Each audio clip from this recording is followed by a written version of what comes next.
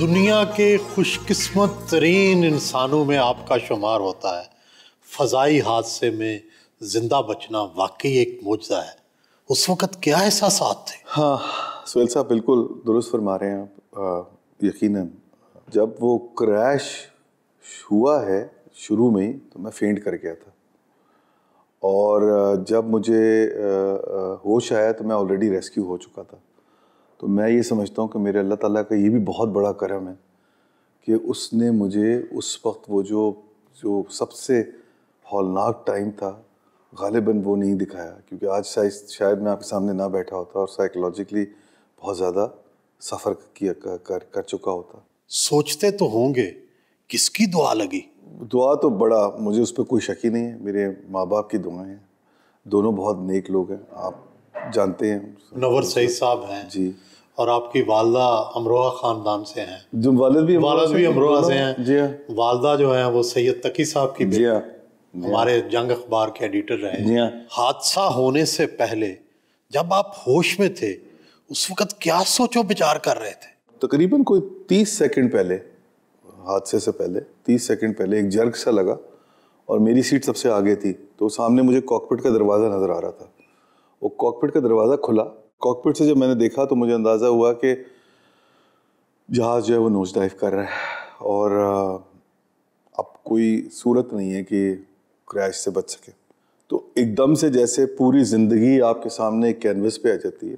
Thought to my self कि यार ठीक हो गया मामला, कोई रिग्रेट्स नहीं है, कोई जिम्मेदारी नहीं है, अल्लाह का शुक्र है, ज़िंदगी ठीक गुजर गई।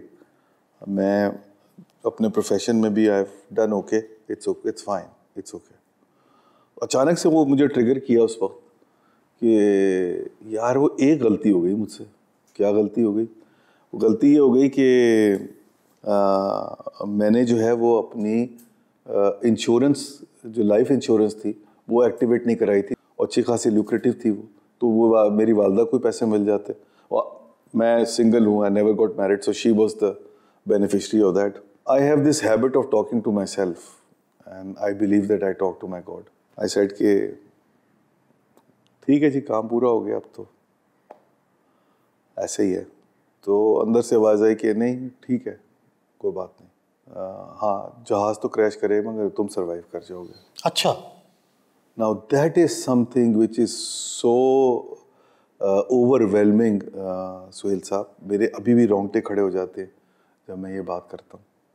और उसने जो 30 सेकंड है ना, उन्होंने मेरी ज़िंदगी का पर्सपेक्टिव जितना चेंज किया, किसी चीज़ ने चेंज नहीं किया। और जब आपकी आंख खुली, जब होश में आए, तो 2-3 चीज़ें सुहेल साहब बड़ी इंपॉर्टेंट सामने आई। तो वो जो लोग बेचारे बेलौस तरीके से मुझे निकाल रहे थे वहाँ से, मैंने ये रियलाइज़ किया है कि लोग जो है ना वो जनरली अच्छे लोग होते हैं।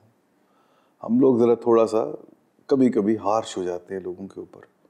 लोग अच्छे ही लोग होते हैं और उनको थोड़ा बेनिफिट ऑफ डाउट देना चाहिए। दूसरी जो सुहेल साहब बात थी वो ये थी कि वो जो तकरीबन आप समझिए 1-1.5 घंटे का टाइम था जिसमें ये नहीं पता था कि मैं ज़िंदा हूँ या मर गया हूँ। इनफैक्ट जब लोगों को पता भी लगा कि मैं ज़िंदा हूँ तो तब भी उनको यकीन नहीं आ रहा था कि मैं ज़िंदा हूँ, और गालिबन मुझे भी यकीन नहीं था इस बात का कि मैं ज़िंदा हूँ। वो 1.5 घंटे में मैंने जितनी मोहब्बत और जितनी अपने बारे में लोगों को दुआएं करते हुए देखा है बेलौस, मैं आपको बता नहीं सकता हूँ कि वो कितना ओवरवेलमिंग एक्सपीरियंस है मेरे लिए, और मैं can't get over that at all. जाहिर है आपका ज़िंदगी का फ़लसफ़ा बड़ा मजबूत है। 50 साल के हो गए, शादी नहीं की, इसके पीछे क्या फ़लसफ़ा है? इसके पीछे तो सुहेल साहब यही है कि माँ बाप की दुआएं हैं, अल्लाह ताला ने बचाया हुआ है, जब तक अल्लाह ताला बचाए रखे। एक तो ये कि ऑब्वियसली शायरों की फैमिली से हैं तो शायरों का थोड़ा सा खून तो है, तो वो शायरों का जो खून है ना, वो मेरा ख्याल है वो बार बार ये जोर लगाता है कि जब तक कि प्रॉपर जान तोड़ के इश्क ना हो जाए तब तक आगे मत बढ़ो। और वो इश्क का प्रॉब्लम ये है कि जब तक कि इश्क नाकाम ना हो, इश्क नहीं होता। तो लिहाजा एक बड़ा अजीब को गरीब किस्म के कंडेंड्रम में फंसे हुए हैं आप ना। आप इश्क कामयाब हो जाए तो वो इश्क नहीं रहता, और नाकाम हो जाए तो शादी नहीं होती। तो इस किस्म की कुछ, लेकिन कोई हल नहीं निकाला क्या? ये समझौता कर लिया कि नहीं करनी? नहीं, या अभी नहीं, समझौता बिल्कुल नहीं किया अभी भी। Obviously there is, I am still open to it. शायरों और फिलासफरों के ख़ानदान से हैं, आप बैंकिंग में आ गए, जो शायर और फलसफी बिल्कुल जिसमें कोरे होते हैं जी। आदादो शुमार में, तो इस कॉम्बिनेशन से फिर क्या बना है? बिल्कुल दुरुस्त फरमा रहे हैं आप। वो एक्चुअली मैं कहता हूँ कि वो हर ख़ानदान में एक बैलेंसिंग एक्ट होता है, तो मैं गालिबन वो बैलेंसिंग एक्ट हूँ। बट मेरे ख़ानदान में माशाल्लाह बड़े अकॉम्प्लिश बैंकर्स भी, मेरे चचा, सगे चचा अनवर सईद साहब is a very accomplish banker. मेरे ताया मुमताज़ सईद साहब was a very very accomplish banker. मेरे फूफा कमर रईस साहब दे वेरी गुड बैंकर। तो वो एक वहाँ से ये बैंकिंग का जो है एक थोड़ा सा एक फ्लेयर जो है वो मुझ में था। बट जुएल साहब, मैं इस बात पे बिलीव करता हूँ खाली बैंकिंग का एक्सपीरियंस इज़ नॉट इनफ। एक well rounded experience make you different और make you work in a different way than otherwise. और वो उसी वक्त हो सकता है जब आपकी ओरिएंटेशन और आपकी परवरिश बड़ी डिफरेंट तरीके से हुई हुई हो। एंड आई थिंक मुझे अल्लाह ताला ने बड़ा करम किया ये कि मुझे ये अपॉर्चुनिटी दी जहाँ मैं वो सारे उस तरह के काम कर सकता हूँ जो अदरवाइज कमर्शियल ऑर्गेनाइजेशन में करने मुश्किल होते हैं। वालिद मुनव्वर सईद मुल्क के मुमताज़ अदाकार हैं, क्या अदाकारी के कुछ जरासीम भी आप में आए हैं या नहीं? जी, ये तो मेरे कॉलीग्स ही बता पाएंगे कि वो मुझ में वो जरासीम है या नहीं है।